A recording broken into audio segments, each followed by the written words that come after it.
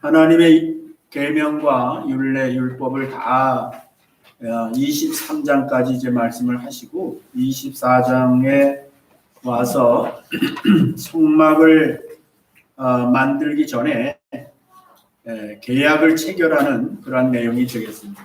그래서 이거는 이제 하나님과 이스라엘 백성들과의 계약을 체결하는 내용인데 사실 이 내용이 아주 중요한 겁니다. 이건 지금 계약을 체결하는 거예요. 그동안은 이스라엘 백성들이 그 하나님의 백성이라는 말이 있어요. 하나님의 백성이라고는 해왔지만은 이제 진짜로 하나님의 백성이 되는 거예요. 진짜로 하나님의 백성이 되기 위해서는 하나님과 계약을 체결해야 돼요. 계약의 체결이 없이는 그 법적으로 효력이 없어요. 그렇기 때문에 24장 1절부터 11절까지 내용을 통해서 이제 이스라엘 사람들과 하나님과의 계약을 체결하는데 이 계약이 체결되면은 이스라엘은 진짜 하나님의 백성이 되는 거예요. 그 성경을 우리가 이제 쭉 읽었는데 거기 보면은 변화가 있어요. 무슨 변화가 있냐면은 처음에는 이스라엘 따로 얘기하고요.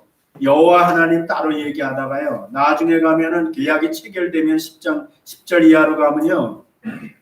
이스라엘의 하나님이라는 표현을 썼어요. 이스라엘의 하나님. 그러니까 이스라엘이 이제 진짜 하나님의 백성이 된 거예요. 계약을 체결하고 나니까. 그런 면에서 특히 이스라엘 백성들에게는 오늘 24장의 이 계약 체결 내용이 정말 중요한 거예요. 계약이라는 것은 쌍방이잖아요. 쌍방의 계약이 이루어지는 거기 때문에 우리가 읽은 그 본문에 보면은 이스라엘 사람들을 대표해서 70명이 선발된 걸 볼 수 있는데 그 사람들은 그 자리에 선발된 건 아니고 평소에 이스라엘 백성들 가운데서 여기 장로라고 그랬잖아요. 장로라는 거는 리더라는 뜻이라는 겁니다. 그래서 이 사람들이 이제 대표로 이스라엘을 대표로 해서 호렙산에 그 시내산에 이제 오르는 거죠. 근데 맨 위에는 못 올라가고 중간 지점에서 이 사람들은 이제 머물게 되고 백성들은 이제 또 저 산 아래 머물게 되고 그렇게 해서 계약 당사자들이 등장하는 겁니다. 결국 이스라엘이 계약 당사자들인데 거기 이제 대표성을 가진 70명이 올라와서 그 70명이 하나님과 이제 계약을 체결하는 그런 의식에 참여하는 겁니다.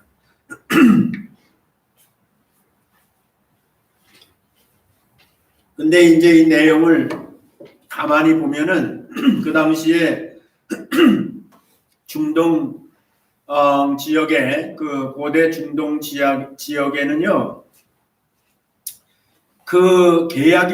이 계약을 해야 돼요. 그러니까 나라와 나라 사이도 여러분 성경 보면은 그 나라와 나라 사이에 그 언약을 계약하는 게 많이 나옵니다. 계약하는 것이. 그게 동맹이 돼야 된다고. 계약을 해서 동맹이 돼야 살아남을 수 있어요. 아브라함도 그 갈대우르 땅을 떠나면서 계속해서 주변에 있는 부족들과 동맹하는 걸 볼 수 있어요. 그래서 동맹을 맺는 데는 계약을 해야 된다고. 서로 계약을 하고 계약을 체결하면은 이제 동맹이 돼서 서로 도와주는 거죠. 서로 적이 되지 않고 서로 도와주고 위험할 때 도와주고 이제 이렇게 하는 거거든요. 그래서 국가와 국가 사이에도 그렇고 부족과 부족 사이에도요. 이 계약을 통해서 생존하는 거예요. 이건 굉장히 그 당시에는 익숙한 장면이라고. 이게 처음 하나님과 이스라엘 백성들이 계약하는 것이 역사상 인류 역사상 처음 이런 일이 아니에요. 이거는 그 당시에 흔히 그 중동 지역에서 있을 수 있는 계약 체결인데 그 방법도 체결하는 방법도 보면은 그 당시에 상식적이에요. 사람들이 체결할 때 쓰는 방법을 그대로 하나님께서 이스라엘 백성들을 위해서 서투르지 않게 하기 위해서 사용하신 걸 볼 수 있습니다. 그대로 했다는 것을 볼 수가 있는 거예요. 그래서 첫째는 계약 당사자가 등장하는 거고요. 70명이 등장하고 모세가 등장하는데 모세는 중보자예요. 중보자. 하나님 편에서 말씀하시는 것하고 백성들한테 또 말씀을 듣고 서로 연결시켜주는 그러한 중보자 역할을 모세가 하는 거예요. 이건 굉장히 중요한 거예요. 이건 나중에 이제 모세 같은 또 다른 선지자가 예수님이신데 예수님이 이제 그 역할을 하신다는 것을 미리 암시해 주시는 거예요. 주는 거예요. 그 다음에 이제 아론과 나답과 아비후가 거기 훌이 등장하는데 그거는 제사장이 되죠. 나중엔 제사장들이 되는데 이것은 오늘날로 말하면 변호사야, 변호사. 계약 체결 현장에 양쪽 이쪽 저쪽에 변호사가 있어서 그 계약에 문제가 있는지 법적으로 하자가 있는지 없는지를 전문가가 검토를 하고 그리고 이제 계약을 체결하게 하는데 지금 여기 아론과 그 아들들이 참여하는 것은 사실 그 역할을 하는 거죠. 나중에는 이 역할도 주님이 하시죠. 주님이 변호사 역할까지 다 하십니다. 왜냐하면 그거를 대신할 수 있는 다른 사람이 없어요. 자격이 있는 사람이 없어요. 그래서 우리 주님께서는 모세와 같이 중보자 역할도 하시고 또 변호사 역할도 하시고 그래서 그걸 보혜사라고 하는데 보혜사의 원어의 참뜻은 변호사라는 뜻이에요. 우리를 위해서 변호해 주시고 법적으로 그것이 효력이 있도록 늘 그 법적 근거를 가지고 제시하고 있고 그런 역할을 하기 위해서 그런 계약이 이루어지기 위해서 이제 당사자들이 계약의 당사자들이 등장되고 있는데 굉장히 면밀한 내용이죠. 여기 보면은 비교적 자세하게 얘기를 하고 있고 여기 이제 그 다음에는 모세가 무엇을 계약하는 것인지에 대한 계약 내용을 백성들한테 가르쳐 주는 거예요. 물론 여기 70명에게 얘기하면은 그 70명이 70이라는 숫자는 성경에 여러 군데 나옵니다. 예수님도 우리가 시간을 줄여서 예수님도 그 70명을 택하셔서 그들에게 말씀을 주셔요.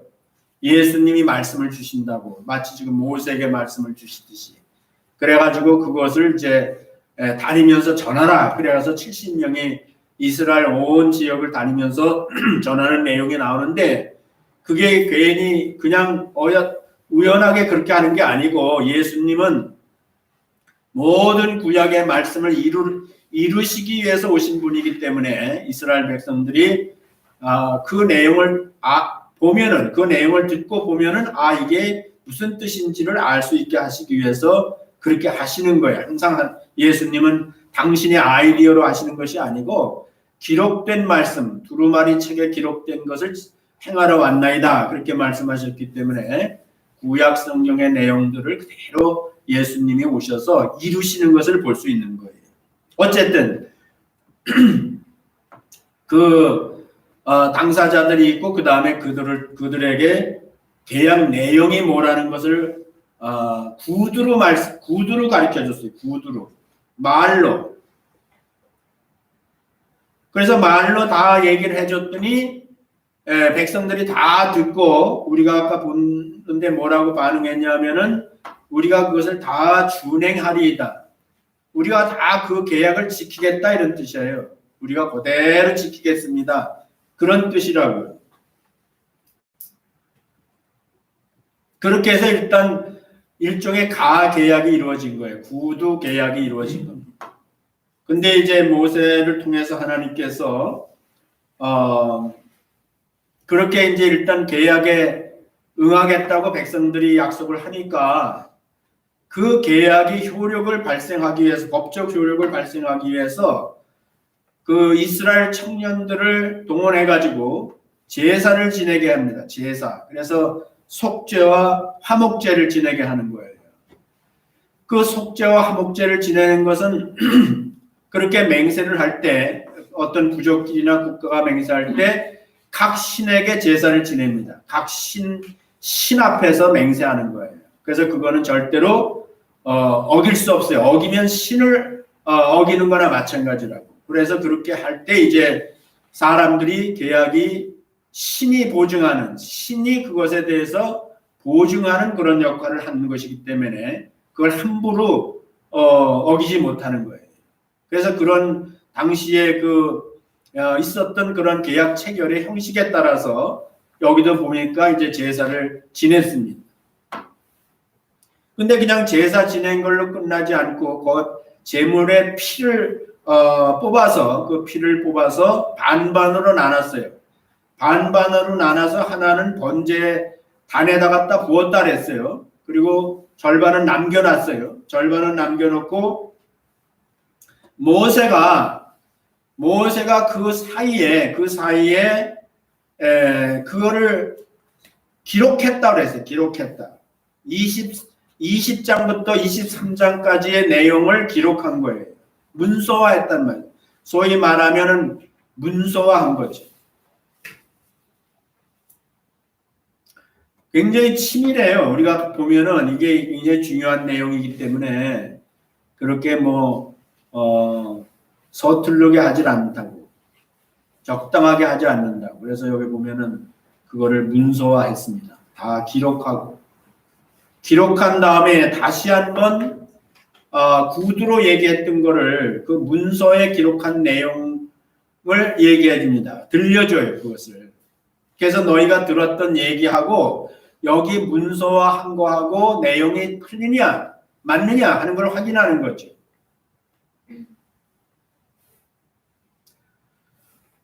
이게 법적 효력을 갖는 거기 때문에 그거에 더하지도 않고 빼지도 않고 그냥 그대로 해야 되는 거예요.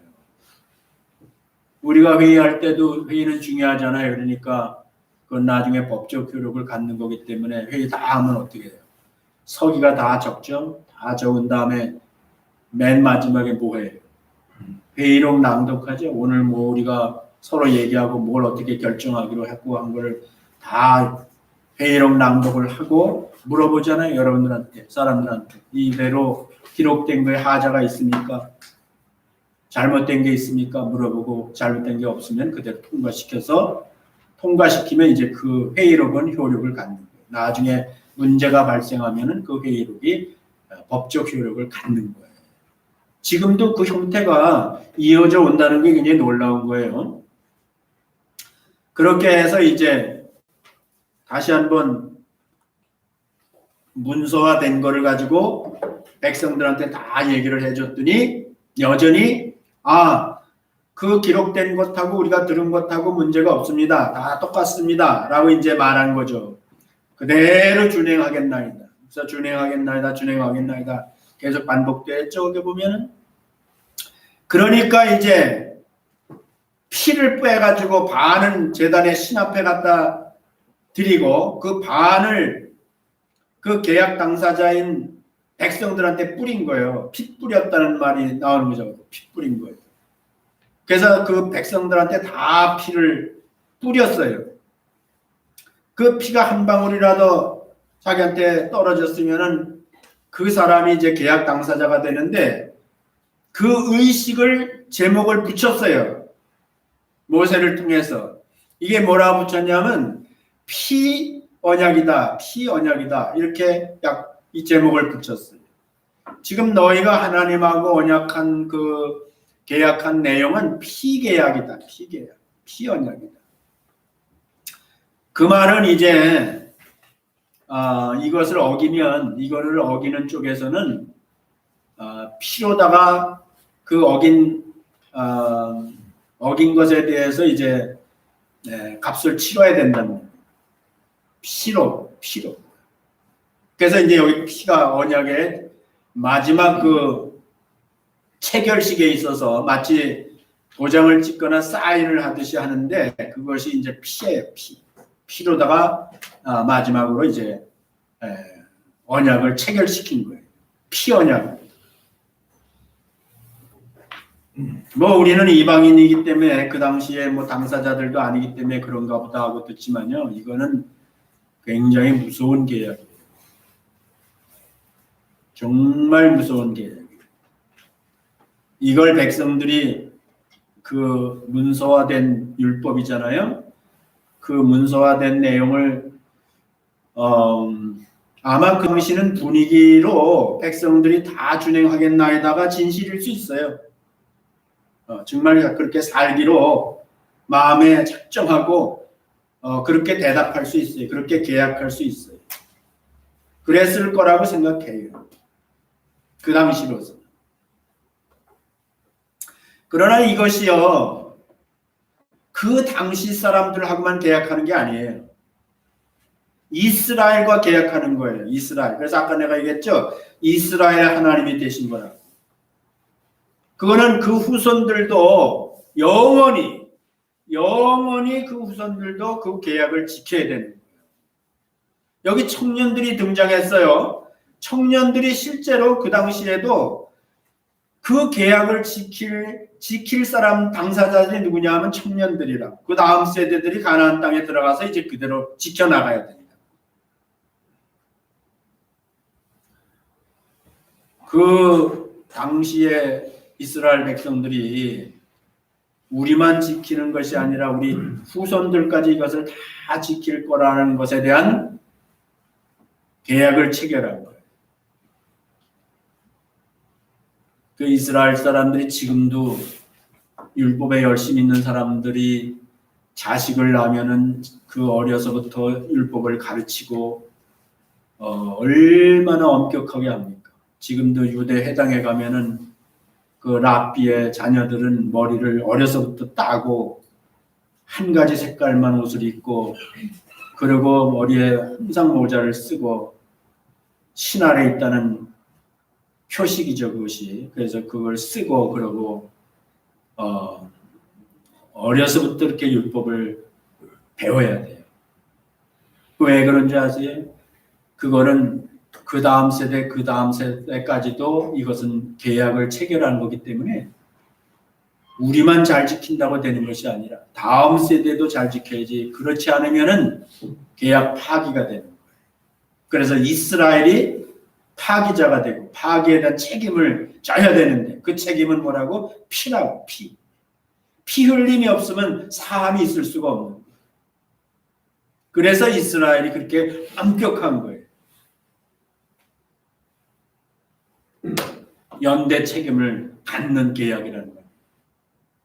그러니까 그 당시 사람들은 진심으로 이 법을 따라 살 마음이 있어서 체결했을지는 몰라도 사실은 그건 무서운 거예요. 자기네들이 책임질 수 있는 게 아니에요. 아무리 내 자식이라고 해도 우리 후손들이 나같이 하나님 앞에서 율법을 다 지켜간다는 보장이 없어요. 그래서 일단은 본문에 충실하면은 일단은 그렇게 해서 체결이 끝났어요. 피계약으로 끝났습니다. 그리고 그 다음에 이제 뒤풀이가 있어요. 그래가지고 체결이 되면은 잔치를 하자 보통. 우리는 다 같이 이제 화목하게 살자 해가지고 잔치를 베푸는데 거기도 보니까 70명과 백성들과 그 다음에 하나님이 함께 먹고 마시고 즐거워하였다 이렇게 써있어요. 여기서 하나님을 보았다는 것은 뭐 성경이 전체로 얘기하지만 하나님의 실체를 본 게 아니에요. 그거는 보면 죽어요, 누구든지. 그래서 여기도 보면 하나님이 보호자의 그 발 밑을 봤다 그래서 발 밑은 청옥을 깔은 것 같았다 이렇게 얘기합니다. 이것도 이제 계약을 체결하고 군주 그 체결한 사람들이 있어요. 체결은 그 군주 밑에 있는 왕의 밑에 사람들이 다 하죠. 지금도 보면은 다 하고 사인만 그냥 왕이 하거나 대통령이 하죠 보면은. 그래서 옛날에 한국 사람들이 조선 사람들이 중국의 대국 일대 중국에 가면은 그 자금성회 같은 거 하면 7 그 단계가 있잖아요. 그러니까 거기 왕을 못 봐요. 그리고 들어갈 때는 무릎으로 기워서 바닥만 보고 들어가야 되는데 그 바닥만 보고도 기가 질리는 거죠. 그러니까 그때 중국만 그런 게 아니고 이게 상식적인 그 당시 상황이라고. 그래서 이제 하나님을 본 게 아니라 하나님의 발밑을 보았는데 그건 청옥 같다. 청옥에 대한 뭐 해석이 여러 가지가 있지만 지금 그 얘기를 하고 싶지는 않고요. 그렇게 해서 계약이 체결된 거예요. 그 여러분과 저는 그래도 성경을 좀 아는 사람들이니까 그 어떻게 됐어요? 이 계약이 끝까지 지켜졌어요? 끝까지 지켜져요? 지켰어요? 한마디로 대답. 지켰어요? 못 지켰어요?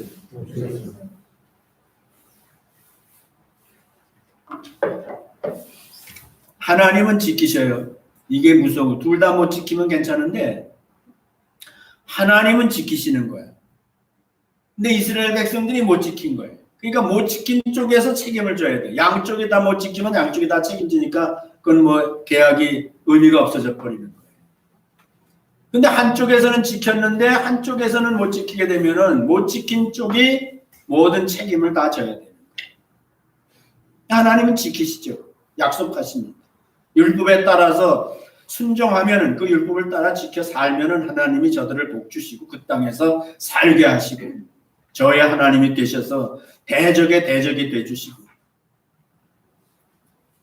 하나님의 백성으로서의 영광과 부귀와 영화를 누리게 해준다 그랬잖아요. 그건 하나님이 약속하신 것이고 하나님은 그걸 지키셔요. 성경에 보세요. 하나님은 한 번도 지키지 않은 적이 없어요. 다윗 같은 사람이 하나님을 경외하고 그 법을 따라서 시편 119편에 보면은 밤낮으로 그 말씀을 읽고 그 말씀을 따라서 살려다 보니까 하나님께서 지키시잖아요. 다윗을 대적해서 싸워 이긴 나라가 없고 사람이 없습니다.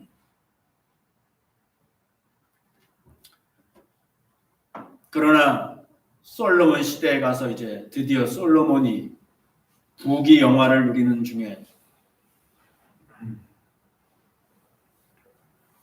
다윗이 하나님을 경외하고 그 계약을 의식하고 계약을 지키기 위해서 노력한 그런 삶을 살지 아니하고 그가 이제 우상을 들여오게 되고 그로 말미암아 이스라엘의 하나님의 계약 이행자로서의 책임을 계약 이행자로서의 책임이 뭐예요? 그거는 계약 파괴자를 징벌하는 거예요.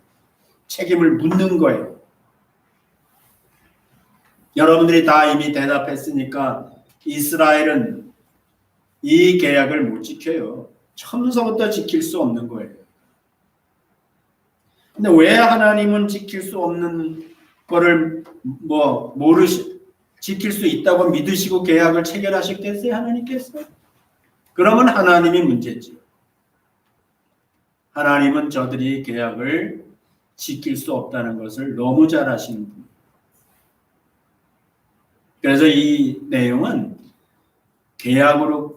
이 계약 피계약이잖아요. 피계약. 이 피계약이 신약에 들어오면은 예수님께서 오시면은 예수님께서 당신의 피가 언약의 피라고 그랬습니다. 예수님께서 언약의 피를 흘리셨어요. 그리고 그걸 뭐라는지 아세요? 그것을 새 언약이다. 새 언약이다. 오늘 출애굽기 14장 1절부터 11절에 언약이 있고요. 이 언약은 이스라엘 백성들이 지키지 못하고 그거는 흠이 있는 언약이다. 흠이 있는 언약. 이스라엘 사람들이 지킬 수 없는 흠이 있는 자의 언약이라 했어요. 자격이 없는 자가 언약을 했다는 거예요. 그런데 이제 그 언약이 아니라 새 언약을 하나님께서 새 언약을 하신다는 거예요. 그래서 이걸 뭐냐면 이것이 복음이라고. 이 언약에 양면이 있는 거예요. 하나는 언약을 인간은 결단코 하나님 앞에서 지킬 수 없는 죄인이라는 사실을 알게 하는 역할을 하는 거고요. 뒤집어 보면은 그 인간이 지키지 못하는 파괴한 언약을 하나님이 친히 당신이 책임을 물어야 될 입장에 있는 분이 오히려 당신이 책임을 지시고 그 언약을 어긴 자들을 다시 회복시켜 주시는 거예요. 그게 복음이에요. 그래서 이 언약에는 이 피 언약이라는 데는 양면이 있는 겁니다. 못 지키면 죽는 것이지만은 하나님이 그 못 지킨 자들을 위해서 대신 죽음으로 피로 그 언약을 회복시켜 주시는 거예요. 그래서 이걸 새 언약을 깨닫게 되면요, 이 언약이 복음이 되는 거예요. 그리고 이 언약을, 출애굽기 언약을 이해하지 못하고 깨닫지 못하면요, 새 언약을 알 수가 없어요. 새 언약이 어떤 의미가 있는지를 깨닫지 못하게 되고요. 그 새 언약이 갖고 있는 효력이 어떤 것인지를 알 수가 없는 거예요.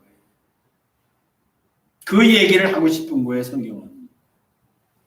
우리는 많은 얘기를 할 필요 없어요. 여기에 뭐 한 단어 한 단어를 뭐 해석해도 되죠. 그렇지만은 사실 그게 목적은 아니에요. 이 피 언약이 어떻게 신약에 와서 어떤 언약으로 바뀌어서 언약을 파기한 자가 어떤 책임을 져야 되는데 그 책임을 누가 졌고 오히려 그 파기한 인간이 어떻게 그 언약을 이행한 것 같이 다시 하나님과 함께 먹고 마시며 즐거워할 수 있는 것인지 그거를 알게 하시기 위해서 예수님 오시기 전에 천수백 년 전에 1600여 년 전에 이미 그렇게 이 계약이라는 피계약이라는 것을 성경에 두신 거예요. 그 얘기를 하는 거죠. 지금 보면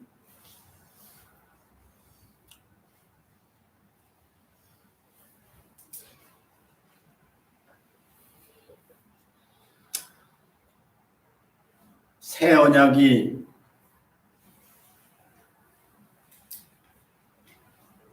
제가 이제 여러분들이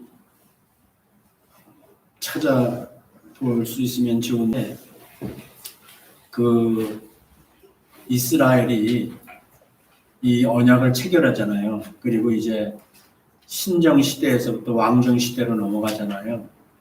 아까 말한 대로 솔로몬 시대에서부터 본격적으로 언약을 파괴하기 시작하잖아요. 그래가지고 이제 이스라엘이 먼저 망하죠. 이스라엘이 먼저 망하는데 유다의 그 솔로몬이 르호보암, 아비야, 아사, 여호사밧, 요람, 우시야, 요담, 아하스, 히스기야, 므낫세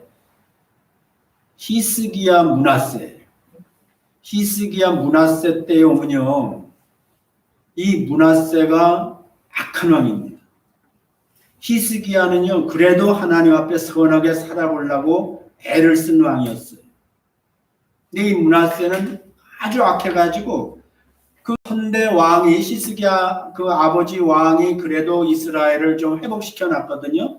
산당을 다 회파하고 거기에 모든 우상을 제거하고 하나님의 성전을 다시 그 수리하고 이런 일들을 했단 말이에요. 그런데 그 아들 므낫세가 왕이 되고 나서는요, 그걸 다시 다 뒤집어 버렸어요. 다시 산당을 만들어 놓고요. 그 다음에 성전을 갖다가 그 성전에 있는 금을 다 꺼내 가지고 동맹을 맺는 데 쓰고요. 그렇게 악하게 합니다. 근데요, 그 므낫세, 히스기야 다음 이제 므낫세, 아몬, 요시야, 여보냐, 스알디엘, 수룹바벨 까지가 이제 멸망하는 시기의 왕들이에요. 잠깐씩 왕, 오래 하는 게 아니라 다 바벨론에 의해서 끌려가거나 죽임을 당하거나 이제 그런 왕들이고요. 그 다음부터는 이제 성경이 없어요. 이름만 마태복음에 그 예수님이 탄생하는 족보만 연결되지 거기서 끝난다. 그러니까 사실상 그 므낫세 때 유다 왕국이 끝나는 거예요. 사실상. 그런데 그것이 열왕기하 21장에 기록되어 있는데 므낫세의 만행이 기록되어 있는데 거기에 21장 10절에 보면 여호와께서 그 종 모든 선지자들로 말씀하여 가라사대 유다 왕 므낫세가 이 가증한 일과 악을 행함이 그 전에 있던 아모리 사람의 행위보다 더욱 심하였고, 여기 그 아모리 사람이라는 건 유다 그 가나안 땅에서도 제일 악한 왕이었어요. 제일 악한 족속이었어요. 이 아모리가. 아주 대표적인 악한 족속이었어요. 근데 그보다 더 심했대요. 누가? 이스라엘 백성들이. 그 므낫세 왕을 중심으로 해서. 그 다음에 또 그 우상으로 유다를 범죄케 하였도다. 그러므로 이스라엘 하나님 여호와가 말하노니 내가 이제 예루살렘과 유다에 재앙을 내리리니 듣는 자마다 두 귀가 울리리라. 이거는 시대를 달리하지만은 이 24장에서 그 하나님의 언약의 내용을 다 들은 귀하여. 이제 그게 왜 울리냐고요? 그거는 그 계약을 다 준행하겠나이다. 듣고 했던 것이 뒤집어지는 거죠. 거기 그 말씀에 따라서 다 이제 심판을 받으니까. 두려움이라는 거예요. 13절 내가 사마리아를 잰 줄과 아합의 집을 다림 보던 추로 예루살렘에 베풀고 또 사람이 그릇을 씻어 어품같이 예루살렘을 씻어 버릴지니라. 비유적인 말씀이지만 얼마나 정말 실감나냐고. 그릇을 씻어서 엎어버린다는 거예요. 어디를? 24장에서 계획을 체결해 다 준행하겠나이다 했던 이스라엘을 그렇게 하신다. 왜? 계약을 파괴했습니다. 파괴한 책임을 묻겠다는 거예요.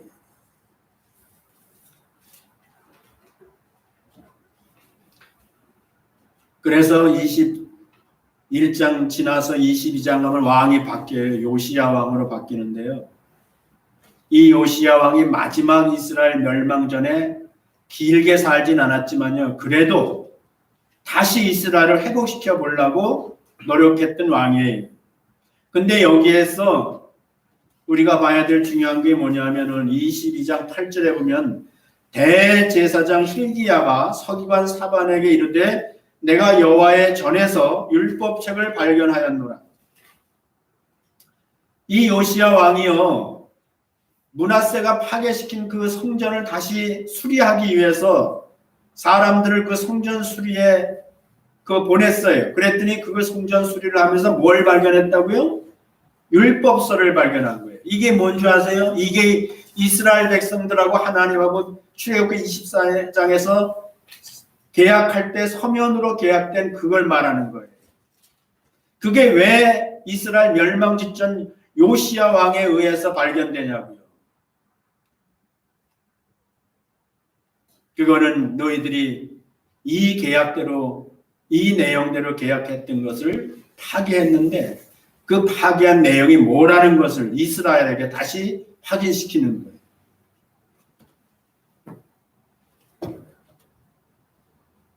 발견하였노라 하고 그 책을 사반에게 주니 사반이 읽으니라. 또 왕에게 고하여 가로되 제사장 hil기야가 내게 책을 주도이다 하고 왕의 앞에 읽음에 왕이 율법책의 말을 듣자 곧 그 옷을 찢으니라. 그 무슨 뜻이에요? 그 율법책을 들으니까 그 계약한 내용을 들으니까 뭐예요? 파괴했다. 옷을 찢은 거예요. 우리 이스라엘이, 우리 조상이 옷을 찢으니라. 너희는 가서 나와 백성과 온 유다를 위하여 이 발견한 책의 말씀에 대하여 여호와께 물으라. 우리 열조가 이 책의 말씀을 듣지 아니하며 이 책에 우리를 위하여 기록된 모든 것을 준행치 아니하였으므로. 준행하겠나이다 했더는데 여기서 준행치 아니하였으므로.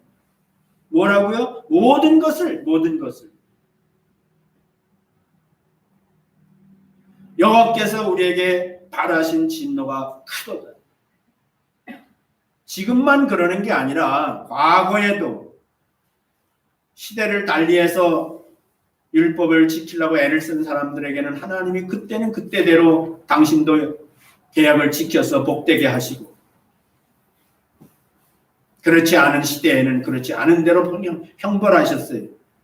그러나 지금은 그게 아니라 모든 것을 준행치 않은 거예요. 그래서 드디어 이스라엘 역사가 등불같이 남았던 유다 나라도 이제 멸망하는 거예요. 물론 그루터기는 남겨두셔서 바벨론에 70년 동안 포로로 갔던 사람들이 돌아와서 예수님 탄생하기까지 그 땅에 살았죠. 예수님이 약속대로 오셔야 되니까. 그렇게 끝난 거예요. 오늘 우리가 읽은 출애굽기 24장 1절부터 11절에 그 준행하리다가 준행치 아니한 것으로 끝남으로 말미암아 그들의 율법 파기에 대한 책임을 지고 멸망하는. 그런데 하나님이 그 가운데서 긍휼을 베푸시. 이건 100% 긍휼이에요. 뭐 이스라엘이 뭐 조금이라도 잘한 게 있어서 그거를 근거로 해서 하나님께서 그래도 남겨놓은 게 아니고요. 이건 완전히 멸망해야 되는 거예요. 끝나야 되는 거예요. 그런데 하나님이 긍휼을 베푸고 전적으로 계약 이행자가 불쌍히 여긴 거예요. 불쌍히 여긴. 그래서 그루터기를 남겨놓으신 거예요. 그리고 하나님의 새 언약의 약속을 이루시기 위해서 그렇게 하신 거예요. 율법의 행위로 그의 앞에 의롭다 하심을 얻을 육체가 없느니 율법으로는 죄를 깨달음이니라. 구약 성경에 능통한 바울 사도는 로마서에서 그렇게 썼어요. 율법으로는 죄를 깨닫는 것입니다. 이제는 율법 외에 하나님의 한 의가 나타났으니 새로운 하나님의 계약이 나타났어요. 계약 내용이 나타났어요. 율법과 선지자들에게 증거를 받은 것이다. 내가 이면이 있다 그랬죠. 이 내용 뒤에는 하나님께서 또 다른 계약을, 긍휼을 베푸시는 계약을 준비하고 계셨기 때문에 또 다른 하나님의 의가 나타나서 율법과 선지자들의 증거를 받은 것이라. 곧 예수 그리스도를 믿음으로 말미암아 모든 믿는 자에게, 모두 준행치 않아야 하는데 모든 믿는 자에게 이 생명을 주시는 거예요. 영생을 주시는 거예요. 모든 사람이 죄를 범하였으면 하나님의 영광에 이르지 못하되 영광에 이르기는 지옥에 가야죠. 하나님의 은혜로 말미암아 값없이 의롭다 하심을 얻은 자 뛰어나. 이게 이제 신계약이에요. 신계약. 오늘 우리는요 이방인이에요. 여러분과 저는 이방인이고요. 우리는 이 계약의 직접적인 당사자도 아니에요. 그리고 그 후손도 아니에요. 여기에 참여할 자격도 없어요. 내가 생략해서 그렇지 지금 이스라엘 백성들이 애굽의 노예로 살던